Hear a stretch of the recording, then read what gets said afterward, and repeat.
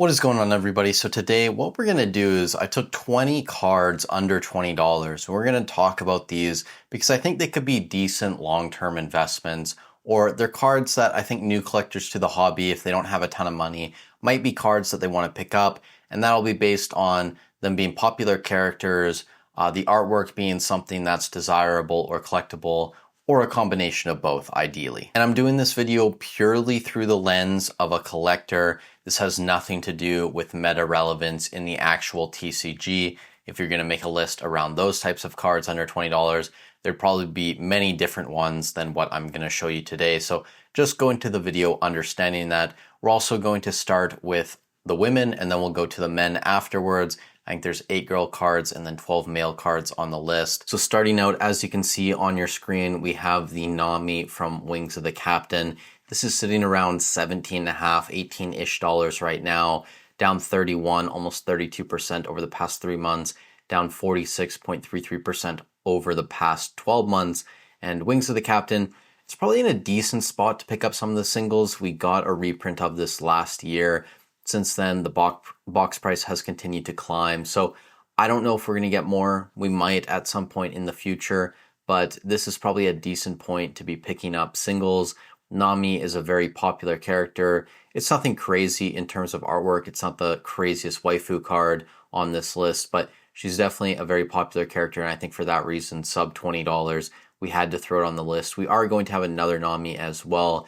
This is the one from OP09, the parallel or alternate art, whatever you want to call it. This one's only $4.79, so sub $5. I think at that price, I probably prefer this artwork, the one from Wings of the Captain. I think it's much more interesting, but this one, sub $5. For a Nami collector out there, I think this is going to be a must-have card, especially at that price. Next up, we have one card from Vivi. And not really much to say here. I just passed the part in the anime where Luffy and his crew get through Alabasta and they defeat Crocodile. So Vivi is definitely a popular character in that arc. And I think it's just a pretty decent waifu card. Nothing super crazy. If we look at the past year, up 54%, but over the past 3 months, down 22%. This card might have had some level of meta relevance to it. I'm not exactly sure. Let me know in the comments down below. But it is from OP04, Kingdoms of Intrigue. We're probably not getting more of this, so however many cards are out there, that's probably the amount that we're going to have. Obviously, more packs could be open. That population report could go up over time, but no more cards are more than likely going to be made of this exact one. So moving on, we have Rebecca. This is from Royal Blood. This card is $7.77 right now. Lucky number. Just throwing it in here because it's a waifu card. I also like the big sunflowers in the background. I don't think the artwork's anything terrible. So at this price, yeah, sure, we'll throw it on the list. Nothing crazy. The Jewelry Bonnie is up next. This is from 500 Years in the Future. This is a sub $20 card. I think it's great how she's just, chowing down, eating lots of food. You have all the plates in the background. It's right around 20-ish dollars, down 35% over the past 3 months. And you can see here over the past year, down 31.36%. I don't know if we'll get more 07. We might. It's entirely possible a card like this could go lower in the future, but I think if you're a fan of Jewelry Bonnie, around $20 for a card like this is probably going to be a very good deal. We have a couple more cards on this list from the female side. Shirahoshi. This is just a waifu card. Like, that's the only reason it's on here. $16.20 right now, down 32% over the past 3 months, but up over the past 12 months. Even though the set hasn't been out that long. Sitting around $16, not terrible. The Nico Robin from PRB01 as well. This is $7.60. Again, just the waifu element. That's the only reason we threw it on this list. Not a super crazy artwork. And then finally, the Vinsmoke Reiju we threw on here. This is from OP11. Not a terrible artwork, and for between $11 to $12, I figured we'd throw it in on the list.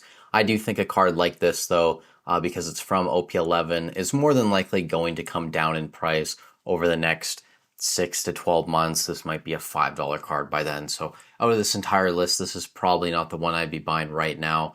I'd be eyeing up some of these older cards from 02, 03, 04. But now we'll move into the male side, and we'll start off with a couple Luffy's.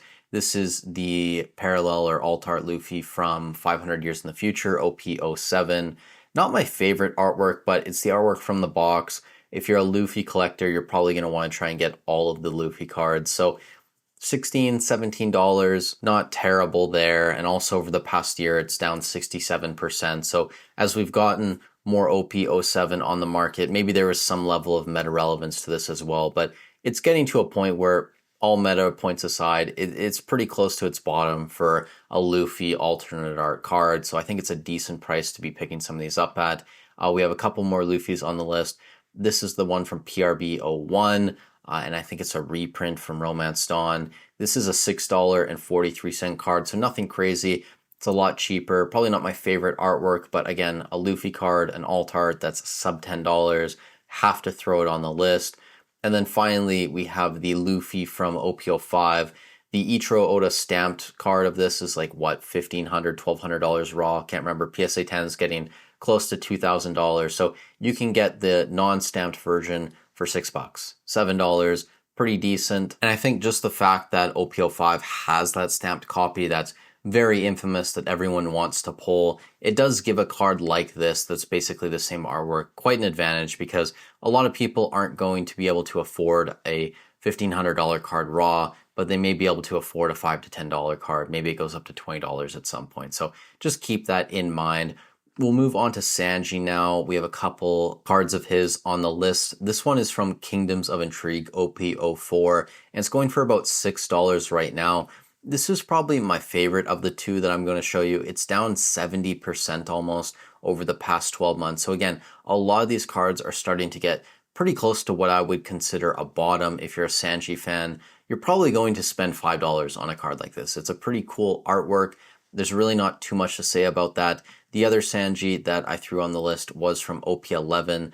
This is a $6 card, down 86.43% since release, or the first sales back in like early June. So I think this card could potentially go a little bit lower than this as well. He's got his big, I don't even know what you call this, for squeezing out dough or icing sugar or whatever he's doing. So it's cool cards like this that go a little bit deeper into the character itself that I think I and many other collectors enjoy. So that's going to be the final Sanji. We did have to throw one Gold Roger on the list as well. This is from OP09 Emperors in the New World. This is the alternate art version. The manga version is the same, basically front side of the artwork. The background's just different with the manga and the gold.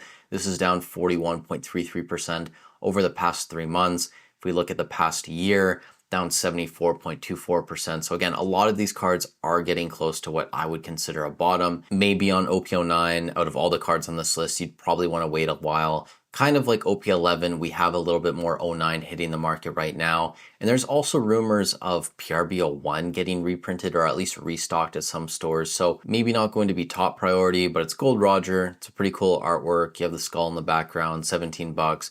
Figured we'd throw it on the list. Next up, Jinbe. It's a cheap card. It's sub $5. So nothing crazy in terms of artwork. Not the most popular character, but for a card that's $4.50 that you could probably get for like $3 at a booth somewhere, had to throw it on the list.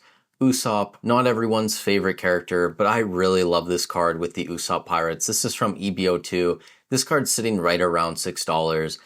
It could go lower than this, who knows, but I would pay $6 for this. I really hope that I can pull this one day. This and then the Nami alternate art card from EBO2 were actually a couple of my chases outside the manga. But moving on, we'll look at Ace, one edition on the list, Fire Fist Ace, and this is a $5 card. This is from OP08 to Legends. $5 for Luffy's brother, can't go wrong there. It's an alternate art card. T-Law up next, $2.77 right now for this card, guys. Law is not the most popular character, but for an alternate art card that's sub $3 or parallel, whatever you want to call it, right? That's down 86% over the past year. It's just at a point where it's very difficult to argue against spending a couple bucks to pick up a card like this. Next up, we have Tony Chopper. This is a more expensive card, $16.29. This is from EBO2. This could go up or down over the next 6 to 12 months. I think part of this might have to do with it being meta relevant. Correct me if I'm wrong. But Chopper is a super cute character. I'm a big fan of him in the anime and figured we'd throw one card of his on the list. And we're going to end out with one of my other favorite characters from the anime so far, Buggy. This is the alt art from Paramount War OP02. It's buggy, kind of just breaking into pieces. This is a $6.31 card, down 63% over the past 3 months and down 69.5% over the past 12 months. So that is going to conclude my list, guys. And again, remember, like a lot of these cards are down over the past 12 months, and I'm not saying they're great investments, but when I look at One Piece, and I look at the potential of One Piece in the future, people coming into the hobby, a lot of these are fairly popular characters or they're waifu cards, and I think either of those reasons are going to be reason enough for people to potentially pick up some of these cards in the future. Personally, I tend to stay away from low dollar cards. I tend to stay away from singles and slabs in general. I prefer sealed product because over time, even if demand in the hobby doesn't grow, that sealed supply is going to be constantly shrinking, which means you can still see gains on your product. Whereas some of these singles and slabs, they're really going to be reliant on there being demand for the card in the hobby. And if you want to see a large increase on the price of your PSA 10 slabs, your manga cards, your very nice SPs and alt arts, you're going to be relying on more people coming into the hobby and wanting to pick those up. So I stick to sealed, but I figured I'd throw this list out there because I know some people enjoy picking up cards, whether it's for their collection or they really do believe in some of these. So maybe this is just a starting point for some of you guys. Maybe some of you actually own some of these cards or had some of these on your list to pick up. If none of these were on your list, definitely feel free to let me know in the comments which ones you are looking at. Tomorrow, we are going to have a booster box market update. That'll be in the spreadsheet, but we'll probably have a YouTube video as well talking about at least 1 or 2 of the booster boxes. With all that said, thank you guys so much for watching the video. Stay safe wherever you are in the world, and I'll catch you in the next one.